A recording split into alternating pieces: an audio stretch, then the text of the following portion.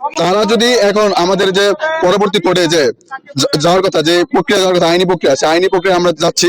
Plus হচ্ছে আইনি প্রক্রিয়া যদি সফল না হয় তাহলে আমরা গাজীপুর সহ সারা বাংলাদেশে ব্লকেট কর্মসূচি দিব। আমরা এই জুলাই যোদ্ধা সুরভিকে নিয়ে যাবো এই কারণে, কারণ তার নামে মিথ্যা মামলা দেওয়া হয়েছে। মিথ্যা মামলার একজন আসামিকে যদি আর্মি ফ্যাসিস্টের মতো মিথ্যা মামলার ফাঁসায় দিয়ে তাকে গ্রেপ্তার করা হবে, তাহলে আমাদের জুলাই 24 আন্দোলন করে কি লাভ হয়েছে? আমরা 24 আন্দোলন করছি হলো পরিবর্তন করার জন্যই। তো আমরা যদি পরিবর্তন করতে নাই পারি তাহলে তো আমরা ব্যর্থ, তাহলে তো আমাদের পরাজয় ভালো ছিল। এই দুর্জয় যার নামে 50 কোটি টাকা কি একটি খামখেয়ালি কথা? এত একটা মেয়ে 17 বছর একটা মেয়ে 50 কোটি টাকা দাবি করলাম আর আমি দিয়ে দিলাম, হাস্যকর কথা। এবং মিডিয়া এটা খুব ভালোভাবে প্রকাশ করছে। এবং গতকালকে যখন এটা প্রকাশ করে যে দুর্জয় না, যে 50 কোটি টাকা না 50,000 টাকার কথা উল্লেখ করে, আমার কথা হইতেছে যখন থেকে গ্রেপ্তার করা হইলো তখন সে কেন ভিডিও বার্তা দিল না যে 50,000 টাকা? তখন সে এটা প্রকাশ করলো না কেন? তার মানে কি সে সুপরিকল্পিতভাবে প্ল্যান হয়েছে, এখন সে বেশি যাচ্ছে দেখা সে একটা বানোয়াট কথাবার্তা বলতেছে। তো সুরভিকে যদি তারেক রহমান যদি একদিনে ভোটার হইতে পারে, শুক্র শনি বা যে জায়গায় বন্ধ থাকে, শনিবার কিভাবে সে ভোটার হয়? এটা কোন আইনে আছে? আমার সেই আইনটা দেখাইতে হবে। যদি সেই আইন সে না দেখাইতে পারে তাহলে তারেক রহমান ভোটার হইতে পারে শনিবারে, তাহলে কেন আমার বোন আজকে ছাড়া পাবে না? আমরা প্রশ্ন করলাম উপদেষ্টার প্যানেলে এবং বাংলাদেশের প্রত্যেকটা জাতির কাছে।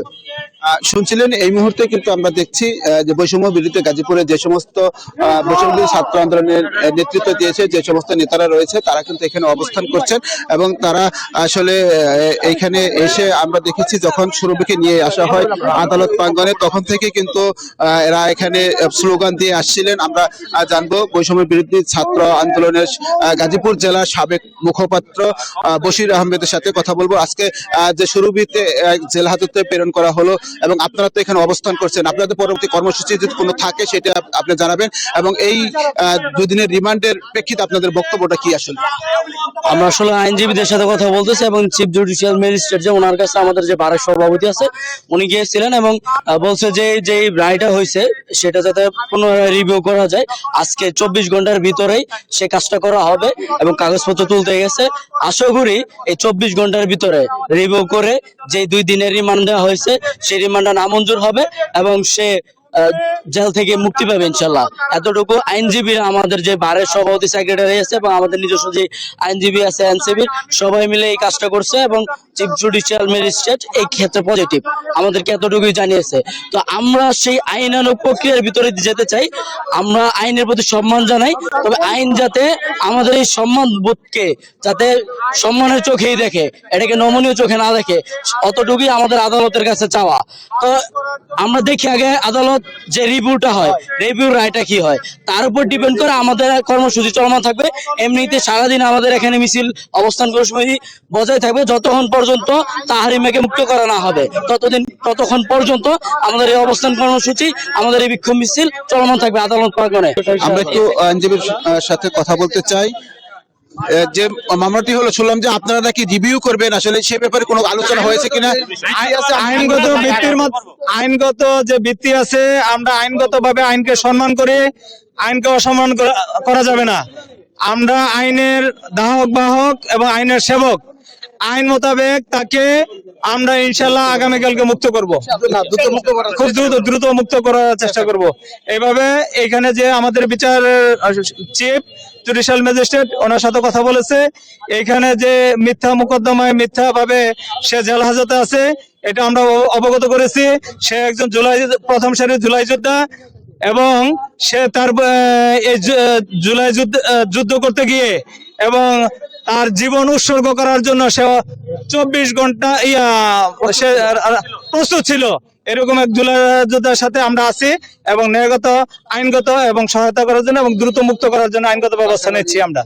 বৈষম্য বিরোধী যে সমস্ত ছাত্র নেতারা এখানে এসেছে তারা বলছেন যে আজকে তারা আসলে রিভিউ করবে, তারা এমনটি বলছিল আপনাদের মাধ্যমে, এবং আপনি বলছেন যে আগামীকাল তাকে মুক্ত করা হবে। এই বিষয়ে যদি একটু আসলে খোলাসা করতে। আইনগতভাবে খুব দ্রুত সময়ের মধ্যে আমরা আইনে বিশ্বাসী, আইন মানতে বিশ্বাসী, আইনের কোনো ব্যত্যয় যাতে না ঘটে, আইনের মাধ্যমে তাকে মুক্ত করব এই মিথ্যা মোকদ্দমা থেকে এবং আইনগতভাবে সকল পদক্ষেপ গ্রহণ করব। আসলে আমরা বলছি যে মিথ্যা মামলাটা কিভাবে আসলে কেন মিথ্যা মামলা আমরা বলবো? এইটা আপনাদের মাধ্যমে আমরা জানতে চাই, এই বাদীর পিছনে কে আছে, এই মামলার ঘটনার পিছনে কে আছে, কারা জড়িত আছে, এটা আগামী দিনে তাদের বিরুদ্ধে আইনগত আমরা ব্যবস্থা নিব। এই মিথ্যা মামলায় যারা বাদী হয়েছেন এবং এই মামলায় তদবির করেছেন এই পর্যন্ত, তাদের বিরুদ্ধে আমরা আইনগত ব্যবস্থা নিব। তার মানে যে দুদিনের রিমান্ড দেওয়া হলো সেটি কি একপেশে হয়ে গেছে আপনি বলতে চান? আমরা মনে করি আমরা মনে করি আসামি পক্ষে আমরা এটা ন্যায় বিচার থেকে বঞ্চিত হয়েছে এবং এই আদালতের প্রতি সম্মান রেখে এবং দ্রুত আমরা যাতে ন্যায় বিচার পাই এবং ন্যায় বিচারের মাধ্যমে তাকে যেন আমরা এই জুলাই যোদ্ধাকে যেন মুক্ত করতে পারি, এটা সকলের কাছে প্রত্যাশা করছি। তার মুক্তির জন্য আজকে প্রোটাপ্তার দিবেন, আগামীকাল দিবেন, সেটি আমরা বলতে পারি। আইনগতভাবে আমরা আজকে থেকে পদক্ষেপ নিচ্ছি এবং আইনগতভাবে খুব দ্রুততম সময়ের মধ্যে তাকে মুক্ত করবো ইনশাল্লাহ। ধন্যবাদ। শুনছিলেন আইনজীবী বলছেন যে তারা আসলে যে রায়টি হয়েছে, তাহরিমাকে যে 2 দিনের রিমান্ড দেওয়া হয়েছে, সেই রিমান্ড এবং তার জামিন চেয়ে তারা আদালতে পুনরায় আবেদন করবেন এবং আইনজীবী যেটি বলতেন হয়তো কালকে তাকে আবার তার মুক্তির ব্যাপারে তারা পদক্ষেপ নেবে। কিন্তু যে সমস্ত বৈষম্য বিরোধী ছাত্র জনতা রয়েছে তারা কিন্তু এই মুহূর্তে আসলে আদালত প্রাঙ্গণে অবস্থান করছেন। তারা যেটি বলছেন যতক্ষণ পর্যন্ত তাদের জুলাই যোদ্ধা স্বরূপকে মুক্তি না দেওয়া হবে তারা ততক্ষণ পর্যন্ত তারা যাবেন না। তারা এখন পর্যন্ত এখানে আছেন, তারা দিনব্যাপী তাদের কর্মসূচি পালন করবে। আমরা সকাল থেকে যেটি দেখেছি এখানে কিন্তু তারা আসলে বিক্ষোভ সমাবেশ করছে, বিক্ষোভ মিছিল করছেন, তাহারিমা মুক্তির দাবি করে আসছেন। তো আদালত প্রাঙ্গণ থেকে এই ছিল সর্বশেষ